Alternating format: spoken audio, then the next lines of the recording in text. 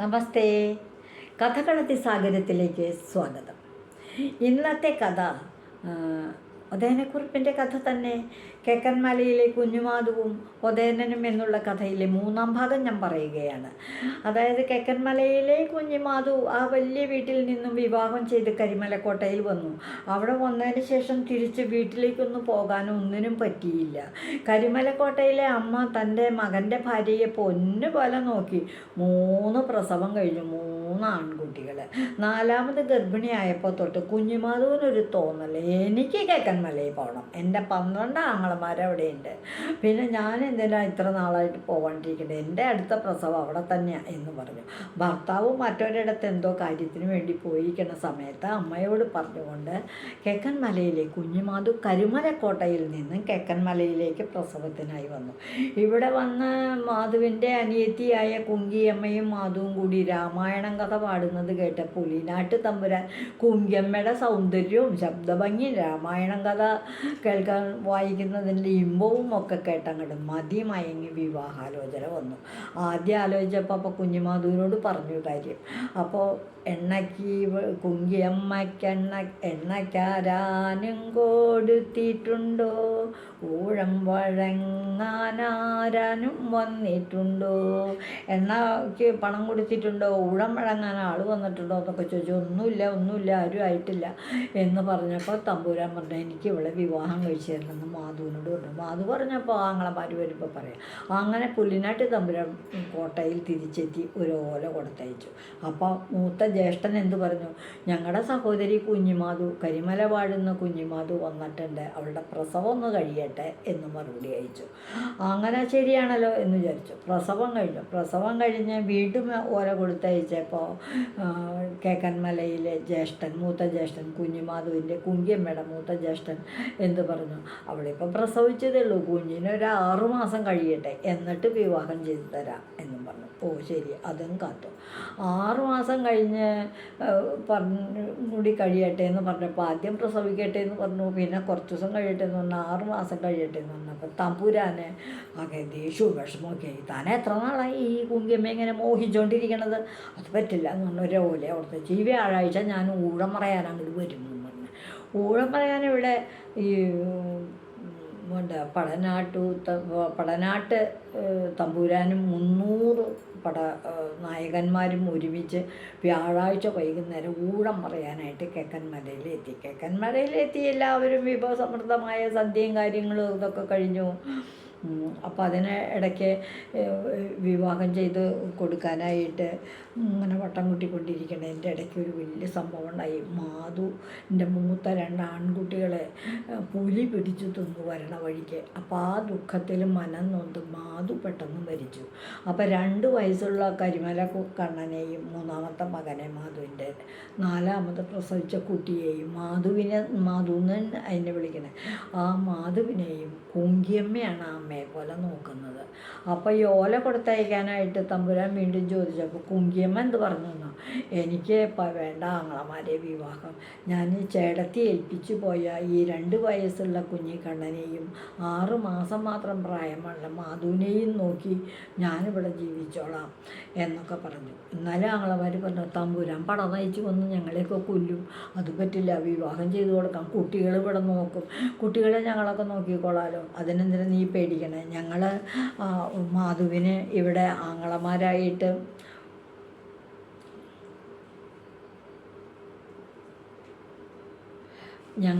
ഇത് പറഞ്ഞു, നീയെ വിവാഹം ചെയ്ത് പോകുമ്പോൾ എന്തിനാ കുട്ടികളെ പറ്റി വേവലാതിപ്പെടുന്നത്, ആ കുട്ടികളെ നോക്കാനായിട്ട് 2.5 വയസ്സുള്ള കണ്ണനെയും 6 മാസമായുള്ള മാധുവിനെയും ഈ 2 കുട്ടികളെയും കുട്ടിയോളെ 2 ആളെ പോറ്റുവാനാണ്, 2 കുട്ടികളെ പോറ്റി വളർത്തുന്നതിന് 12 ഞങ്ങളാണുങ്ങൾ, ഞങ്ങൾ 12 ആണുങ്ങൾ ഇവിടെ ഇല്ലേ, 12 ഈടെ പെണ്ണുങ്ങൾ, ഞങ്ങളുടെ ഭാര്യമാരായിട്ടും 12 പേര് ഇവിടെ ഇല്ലേ, നീയോ കരയേണ്ട കുങ്കിയമ്മേ, നീ കുഞ്ഞുങ്കിയമ്മേ, ഞാളിന്ന് കുട്ടികളെ പോറ്റുമല്ലോ, ഞങ്ങൾ കുട്ടികളെ നോക്കിക്കോളാം എന്നും പറഞ്ഞ് അവർ ഊഴം പറയാനായിട്ട് തമ്പുരാന് സമ്മതപത്രം അയച്ചു. തമ്പുരാൻ വന്നു. പടിഞ്ഞാറ്റിയിൽ ചെന്നപ്പോൾ കണ്ട കാഴ്ച കുങ്കിയമ്മയും 2 കുട്ടികളും കൂടി കിടന്നുറങ്ങുന്നതാണ്. അവിടുന്ന് അങ്ങോട്ട് പിന്നീട് തമ്പുരാൻ അതത്ര ഇഷ്ടപ്പെട്ട് കാണില്ലല്ലോ. വളരെ നിർബന്ധമായിട്ട് കുട്ടികളെ അമ്മായിമാർ വന്ന് എടുത്തുകൊണ്ട് പോയി. ഒരു രാവ് തമ്പുരാൻ അവിടെ കഴിഞ്ഞ് ഇനി ഇവിടെ താമസിച്ചാൽ പറ്റില്ല എന്നും പറഞ്ഞ് പിറ്റേ ദിവസം പൊല്ലക്കൊക്കെ കൊണ്ടുവന്ന് കുങ്കിയമ്മയെ നിർബന്ധമായിട്ട് ബലമായിട്ട് കൊണ്ടുപോവുകയും ചെയ്തു. കൊണ്ടുപോയി പുലിനാട്ട് കോവിലകത്ത് ചെന്ന് കുങ്കിയമ്മയുടെ ജീവിതം അങ്ങനെ വളരെ സൗഖ്യമായിട്ട് അവിടെ നടക്കുന്നതൊക്കെയുണ്ട്. പക്ഷേ ഇവിടെ കുട്ടികളും 12 അമ്മാവന്മാരും 12 അമ്മായിമാരും അവരുടെ മക്കളും കാര്യങ്ങളൊക്കെ ആയിട്ട് ഈ കുഞ്ഞുമാധുവിൻ്റെ കണ്ണനും മാധുവും അവരും ഇവിടെ ജീവിക്കുന്നുണ്ട്. പക്ഷേ അമ്മാവന്മാർ കാണലെയൊക്കെ അവർക്ക് പാല് കൊടുക്കും, പഴം കൊടുക്കും, ചോറ് കൊടുക്കും, എല്ലാ കാര്യങ്ങളൊക്കെ നോക്കുക. അങ്ങനെ എനിക്കൊരു സംഭവം ഉണ്ടായി. വടശ്ശേരി രാജാവിൻ്റെ സഹായത്തിനായിട്ട് കെക്കൻമലയിൽ നായന്മാരെ വിളിപ്പിച്ചു. ഉടൻ തന്നെ അവർ പോകാൻ തയ്യാറായപ്പോൾ അവർ പറഞ്ഞു, അതെ ഞങ്ങൾ 12 പേരും പോവുകയാണ്, പട നയിച്ച് പോവുകയാണ് വടശ്ശേരി രാജാവിനെ സഹായിക്കാനായിട്ട്. അപ്പോൾ ആ സമയത്ത് കുട്ടികളെ ഭംഗിയായിട്ട് നോക്കിക്കൊള്ളണം, അവർക്കൊരു കുറവും വരരുതെന്ന് പറഞ്ഞു. പക്ഷേ അങ്ങനെയൊക്കെ സമ്മതിച്ച് ആണുങ്ങളങ്ങ് പോയി. പെണ്ണുങ്ങൾ ഇവിടെ 1-2 ദിവസം കഴിഞ്ഞപ്പോൾ ഈ 2.5 വയസ്സുള്ള ഈ 6 മാസമായിട്ടുള്ള കുട്ടിയെ നോക്കാനായിട്ട് ആ കുട്ടി കിടന്ന് കരയുമ്പോൾ കണ്ണൻ ചെന്ന് കരിമല കണ്ണൻ, അതായത് മാധുവിൻ്റെ ചേട്ടൻ ചെന്നിട്ട് പറഞ്ഞു, അമ്മായിയെ മാധു കരയണു, അവൾക്ക് പാല് കൊടുക്കൂ അമ്മായിയെ എന്ന് പറഞ്ഞു. ഉടൻ തന്നെ അമ്മായി ഒരു അവസരം കിട്ടാൻ കാത്തിരിക്കുക. ഇവരുടെ പിന്നെ മാധു നേരിട്ട് ഇവിടെ ഞാൻ ഉണ്ടല്ലോ, കെക്കന്മാല വാണ കുഞ്ഞിക്കണ്ണ, നീ എനിക്ക് വയസ്സ് 2.5 ഉള്ളൂ, നീ കുഞ്ഞിക്കണ്ണൻ കെക്കന്മലയിലേക്കാണ്. 6 മാസമായുള്ള മാധുവിന് 6 മാസമായിട്ടുള്ള നിൻ്റെ പെങ്ങള് മാധു ഉണർന്നു കരയുന്നല്ലോ, മാധുവിന് പാലു കൊടുക്കുക വേണം. അതാണ് അമ്മയോട് ചെന്ന് പറഞ്ഞത്. അപ്പം കേട്ടപ്പോൾ പെണ്ണുങ്ങൾ എന്താണെന്നാ പറഞ്ഞത്, ദാഹിക്കുമ്പം പാല് കൊടുക്കുവാനാണ്, ദാഹിക്കുമ്പോൾ അവൾക്ക് പാല് കൊടുക്കാനായിട്ട് മാധുവിൻ്റെ ഇരുത്തിയേള് ഞാനല്ലാലോ. മാധുവിൻ്റെ ഇരുത്തിയേള് എന്ന് പറഞ്ഞാൽ അമ്മയില്ലാത്ത കുട്ടികളെ നോക്കുന്ന, അമ്മയെപ്പോലെ നോക്കുന്നവർക്ക് പറയുന്ന ഇരുത്തിയോട് എന്നൊരു പേരുണ്ട്. ആ ഇരുത്തിയോളമ്മ എന്നാണ് അവർ പറയുക. ആ ഇരുത്തിയോള് ഞാനല്ലല്ലോ, ഞാനെന്തിനാ മാധുവിന് പാല് കൊടുക്കണേ, എനിക്കെന്ത് കാര്യം, ഞാൻ എൻ്റെ മാധുവിൻ്റെ ഇരുത്തിയോളാണോ എന്നങ്ങോട്ട് ചോദിച്ചു കുട്ടിയോട്. അപ്പോൾ അവൻ കരഞ്ഞും കൊണ്ട് അടുത്ത അമ്മായിയുടെ അടുത്ത് ചെന്നു, മാധു കരയണു അമ്മായി, അവൾക്ക് പാല് കൊടുക്കുമെന്ന്. മാധുവിൻ്റെ ഇരുത്തിയോള് ഞാനല്ലല്ലോ എന്നാ അമ്മായിയും പറഞ്ഞു. ഇങ്ങനെ 12 അമ്മായിമാരും മാധുവിന് പാല് കൊടുക്കാൻ തയ്യാറായില്ല. ഉടൻ തന്നെ ഈ 2.5 വയസ്സുള്ളവനാണെങ്കിൽ നല്ല ആരോഗ്യമുള്ളവൻ, അവൻ എന്തു ചെയ്തു, ഈ മാധുവിനെ വലിച്ച് തൂക്കി വീട് വിട്ട് ഇറങ്ങി പൊതുവഴിയിലേക്ക് പോയി. ആരെങ്കിലും നോക്കട്ടെ. എന്തിനു പറയുന്നു, പല സ്ഥലത്തും പലയിടത്തും വച്ച് കുട്ടികളെ അലഞ്ഞ് തിരിഞ്ഞ് നടന്ന് ഓരോരോ സ്ഥലത്ത് ചെന്ന് കഷ്ടപ്പെട്ടവർ ജീവിച്ചുകൊണ്ടിരിക്കുക. 2 കൊച്ചുകുട്ടികൾ തന്നെ അവർക്ക് കുടുംബത്തിലെ അവരുടെ അമ്മാവന്മാർ പോയേക്കല്ലേ, അവർ വരുന്നതിന് മുമ്പായിട്ട് അങ്ങനെ പോയി കഴിഞ്ഞപ്പോൾ കന്നുകാലികളെ മേയ്ക്കുന്ന ഒരു സ്ഥലത്ത് അവിടെ ചെന്നു.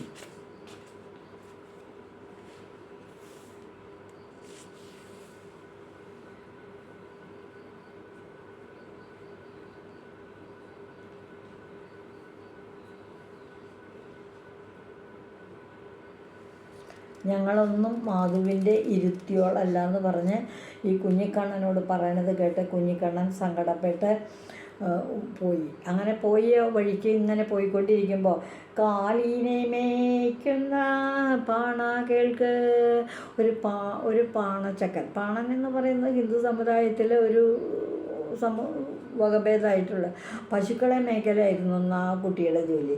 ആ കുട്ടിയോട് പറഞ്ഞു, പെറ്റമ്മ ഞങ്ങൾക്ക് മരിച്ചുപോയി. ഞങ്ങൾ 2 പേരും ഈ കുട്ടി എടുത്തുകൊണ്ട് പറയാം, ഞങ്ങളുടെ പെറ്റമ്മയാണെങ്കിൽ മരിച്ചുപോയി. പോറ്റമ്മ ഞങ്ങൾക്കതുണ്ടായിന്. പോറ്റമ്മയായിട്ട് ഞങ്ങളുടെ അമ്മയുടെ അനിയത്തിയും ഉണ്ടായിരുന്നു ഞങ്ങൾക്ക്. പക്ഷേ ഏതൊരു വീട്ടിലെന്നറിഞ്ഞുകൂടാ. ഒരു ദിവസം തൊട്ട് ഞങ്ങൾ കിടന്നുറങ്ങുമായിരുന്നു. പിറ്റേ ദിവസം നോക്കിയപ്പോൾ തൊട്ട് അവരെ കാണാനില്ല. അവരെവിടെയാണെന്ന് ഞങ്ങൾക്ക് അറിഞ്ഞുകൂടാ. കാരണവന്മാർ ഞങ്ങൾക്കുണ്ടായിന്. ഞങ്ങൾക്ക് അമ്മാവന്മാരായിട്ട് 10-12 പേരുണ്ടായിരുന്നു. അവർ എവിടെ ഇരുന്ന് ഏത് നാട്ടിലേക്കാണ് പോയെന്നുള്ള കാര്യം അത് ഞങ്ങൾക്കറിയില്ല എന്ന് പറഞ്ഞുകൊണ്ട് ഈ കാണാൻ അങ്ങോട്ട് കരഞ്ഞു തൻ്റെ പെങ്ങളുകുട്ടിയെ കണ്ട്.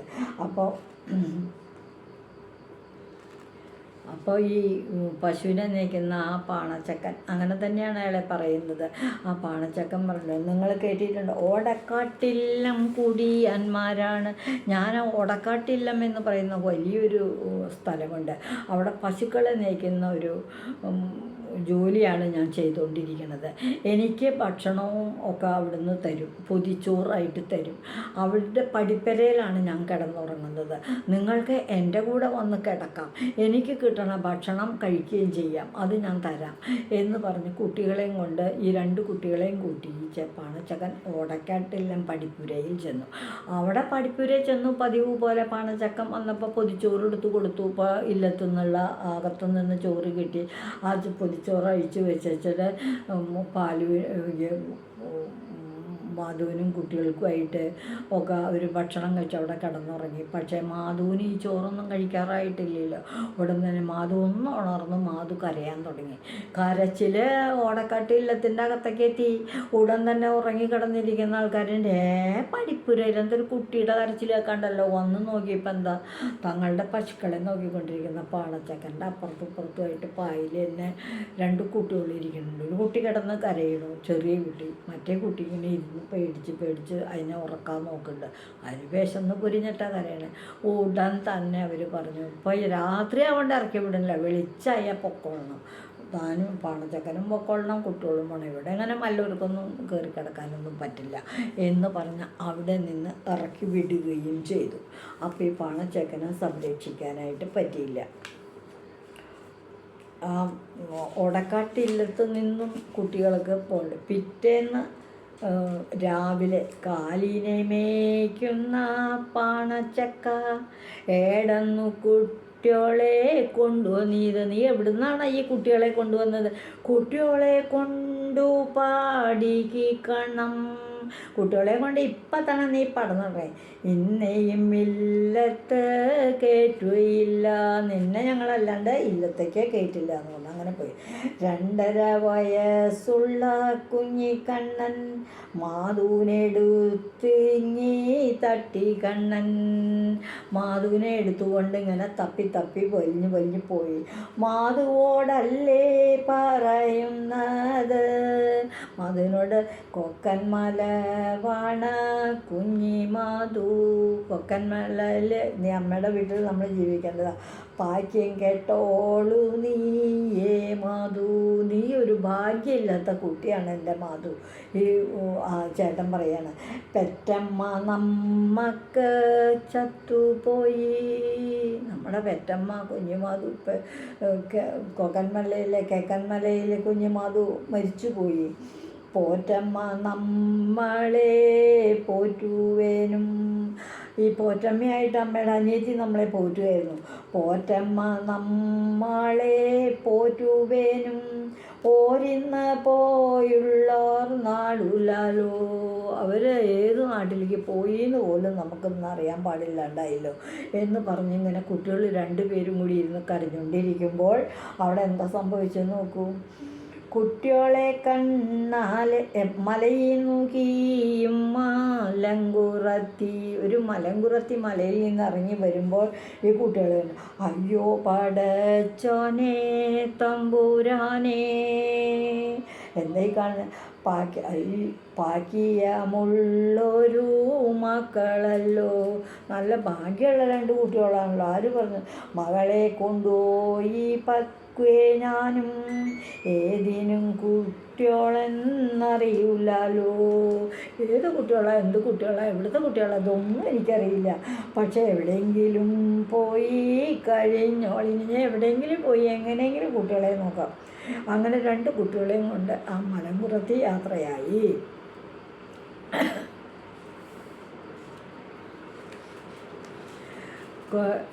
അങ്ങനെ ചെന്ന് കഴിഞ്ഞപ്പോൾ അവിടെ ഈ മലങ്കുറത്തി ഇങ്ങനെ നടന്ന് വെള്ളരി മടിയത് കണ്ട നേരത്ത്, അതായത് വെച്ചാൽ നേരം വെളിച്ചായി പ്രഭാതമായപ്പോൾ കെക്കൻ മലവാണ മാധുവിനെയോ, അതായത് ഈ കൊച്ചു പെൺകുട്ടിയെ പുലിനാട് വാണുള്ള തമ്പുരാൻ്റെ പടിക്കലും കൊണ്ടേ ഇരുത്തി കണ്ണൻ. ഈ കണ്ണൻ ഈ മലങ്കുറത്തിയോടൊപ്പം പോയിട്ട് അവർ 2 പേരും കൂടിയിട്ട് ഈ നടന്ന് അവർ ഇവിടെ വരെ എത്തി.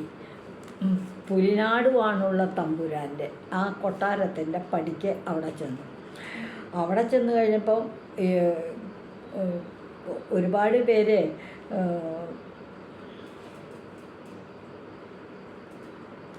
അവർക്ക് അവിടുത്തെ കാവൽക്കാരായിട്ട് നിൽക്കുന്നവർക്ക് ഈ 2 കുട്ടികൾ താനായി കഴിഞ്ഞു. ഈ മലമ്പുറത്തി അവിടെ കൊണ്ടുവന്ന് നല്ലൊരു സ്ഥലത്ത്, നിങ്ങൾ ഭാഗ്യമുള്ള കുട്ടികളാണ്, ഞാൻ നിങ്ങളെ നല്ലൊരു വീട്ടിൽ കൊണ്ടാക്കാം എന്ന് പറഞ്ഞിട്ടാണ് പുലിനാട് തമ്പുരാൻ്റെ കൊട്ടാരത്തിൻ്റെ പടിപ്പരെ കൊണ്ടിരുത്തിയത്. പക്ഷെ അവിടെ ചെന്ന് കഴിഞ്ഞപ്പോൾ അവിടുത്തെ കാവൽക്കാർക്ക് ഒരു രസം തോന്നിയിട്ട് ഈ കൊച്ചു കുട്ടിയെ മാധുവിനെ പിടിച്ചു നോക്കൂ. അപ്പോൾ അത് കിടന്നങ്ങോട്ട് ഉറക്കെ കിടന്ന് കരയാൻ തുടങ്ങും. അപ്പോഴേക്കും വെള്ളം എടുക്കാനായിട്ട് അടുത്ത ഇവിടേക്ക് വെള്ളം കുടിക്കാൻ കൊടുക്കാനായിട്ട് പോയതാണ് കണ്ണൻ. കരച്ചിൽ കേട്ട് തിരിച്ചോടി വന്ന് കുട്ടിയെ എടുത്തു. അപ്പോഴത്തേക്കും അവിടെ കോരിച്ചൊരിഞ്ഞ മഴ വന്നു. ആ മഴ വന്നെങ്കിലും മാധുവിനെ അവിടെ വെച്ച് കണ്ണൻ മഴയത്ത് തന്നെ ഒരു ചെറിയ ഇത് നനയാതെ കൊണ്ട് നിൽക്കാനൊന്നും പറ്റിയില്ല. ഒരു ചെറിയ വലിയ ഒരു ചേമ്പിൻ്റെ ഇല പറിച്ച് അതിൻ്റെ അടിയിൽ കുട്ടിയെ നനയാതെ കണ്ട് ഈ കണ്ണൻ നോക്കി. മഴയത്ത് തന്നെ ഇരിക്കുകയാണ്. രാവു പകലായി പെയ്തു മഴ, രാത്രി പകൽ ഇടതടവില്ലാണ്ട് അങ്ങോട്ട് മഴ പെയ്തു. അങ്ങനെ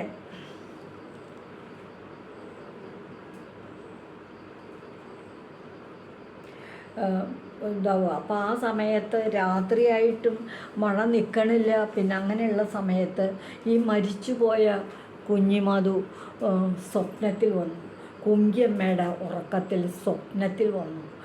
ആ സ്വപ്നത്തിൽ വന്ന കുങ്കിയമ്മ സ്വപ്നത്തിൽ തന്നെ ആരോ വന്ന് തട്ടി വിളിക്കുന്നതായിട്ടാണ് തോന്നിയത്. കണ്ണ് തുറന്നു നോക്കിയപ്പോൾ മരിച്ചുപോയ തൻ്റെ ജ്യേഷ്ഠത്തി മുൻപിൽ വന്ന് നിൽക്കുക. തന്നോടെന്തോ പറയാനായിട്ട് ശ്രമിച്ചുകൊണ്ട് മാധു നിൽക്കുന്നതായിട്ടാണ് കുങ്കിയമ്മ പെട്ടെന്ന് കേട്ടോ ഉറക്കത്തിൽ നിന്ന് ഞെട്ടി ഉണർന്നു. എന്താ ഞാനീ കാണുന്നത്, മരിച്ചു പോയ ചേച്ചിയല്ലേ ഇത് എന്നുള്ളൊരു തോന്നലുണ്ടായി. കുങ്കിയമ്മ ഉറക്കത്തിൽ നിന്ന് ഞെട്ടി ഉണർന്നു. ഇതാണ് ഈ കഥയുടെ 3-ാം ഭാഗം. എന്താ ഉണ്ടായതെന്ന് നമുക്ക് പിന്നീട് അടുത്ത ഭാഗത്തിലേക്ക് നോക്കാം. ഇതുവഴി വന്നാലും ഇത്തിരി നേരമിരുന്നാലും കഥകൾ കേട്ടാലും കളിയായി പറയും കഥയാണേ, കാര്യം പറയും കഥയാണേ. എല്ലാവർക്കും നന്ദി. ഈ കഥയുടെ 4-ാം ഭാഗം അടുത്ത ദിവസം തന്നെ പറയൂ കേട്ടോ. എന്താ ചെയ്യണേ, കുറച്ച് കാര്യങ്ങളുള്ളത് കൊണ്ട് പല ഭാഗങ്ങളായിട്ട് തന്നെ പറയാൻ പറ്റുള്ളൂ. അല്ലെങ്കിൽ ഒരുപാട് നേരം നമുക്ക് കഥയും കേട്ടിരിക്കാൻ നേരമുണ്ട്. ഈ കഥ ആരും കേൾക്കാതിരിക്കരുത് കേട്ടോ. തച്ചോളി ഉദയനെക്കുറിപ്പ് ഇതുവരെ ഈ കഥയിൽ വന്നിട്ടില്ല. വരാൻ പോണേ ഉള്ളൂ, കാണാൻ പോണേ ഉള്ളൂ. നാളെ വരും.